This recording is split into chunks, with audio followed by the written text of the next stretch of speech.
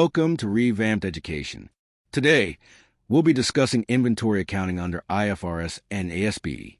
This is a crucial topic for businesses and accountants, as inventory management plays a vital role in financial reporting and decision-making.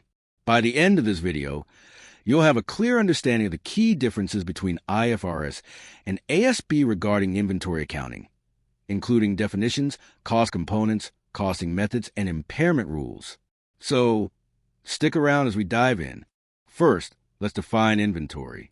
Under IFRS, inventory includes assets that are, number one, held for sale, meaning something that you sell as your regular business, like for a hardware store it can be screwdrivers or hammers.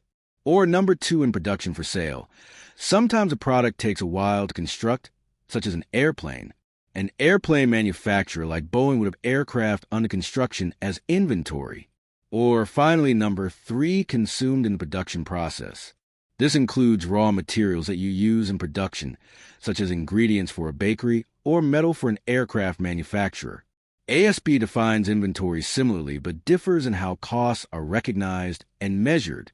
The key difference is that IFRS requires more detailed disclosure and measurement adjustments than ASPE.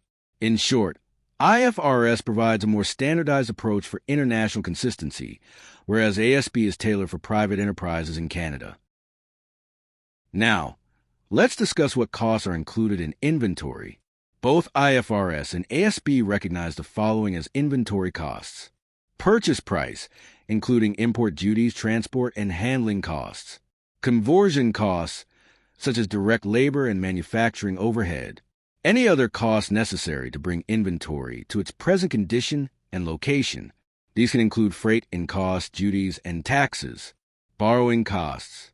Under IFRS, borrowing costs are capitalized if they are directly attributable to inventory. Borrowing include interest, exchange fees, and other related costs for borrowing money. At times, companies are short on cash and need to borrow money to pay for their inventory. The interest and other borrowing costs incurred on the loan to finance the inventory is capitalized and included in inventory costs. Under ASPE, borrowing costs can be expensed or capitalized unless they are directly related to qualifying assets. There are three common inventory costing methods. FIFO, first in, first out. The oldest inventory is sold first. Ending inventory is closer to current market values, making financial reporting more reflective of actual costs. Weighted average. The cost of inventory is averaged across all units. This method smooths out price fluctuations over time and is commonly used in industries with large quantities of similar products. LIFO, last in, first out. The most recently acquired inventory is sold first. This method is not permitted under both IFRS and ASPE, as it can lead to distortion of a company's profitability. The restriction on LIFO ensures comparability among companies and prevents potential distortions in financial reporting. Let's move on to inventory impairment. Under IFRS, inventory is measured at the lower of cost and net realizable value, NRV.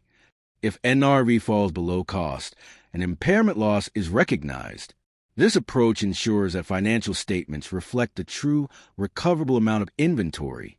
Under ASPE, inventory is written down when its carrying amount exceeds NRV.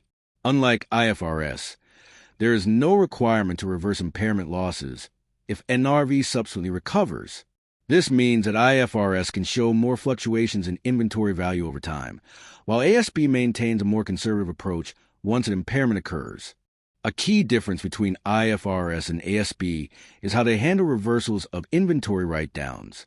IFRS, reversals of inventory write-downs are permitted if NRV increases, meaning companies can recover previous losses if market conditions improve.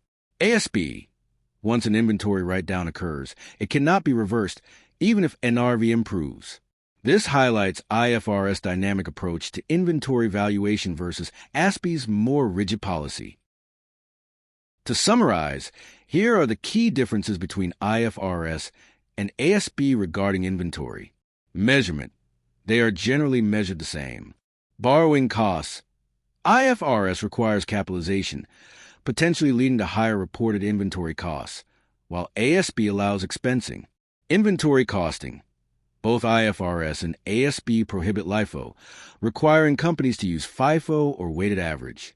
Reversals. IFRS allows reversals of write-downs, making it more adaptable to market changes, while ASPE does not. In conclusion, while IFRS and ASPE share similarities in inventory accounting, there are important differences in cost measurement, impairment, and reversals. These differences can significantly impact financial reporting, decision-making, and tax calculations.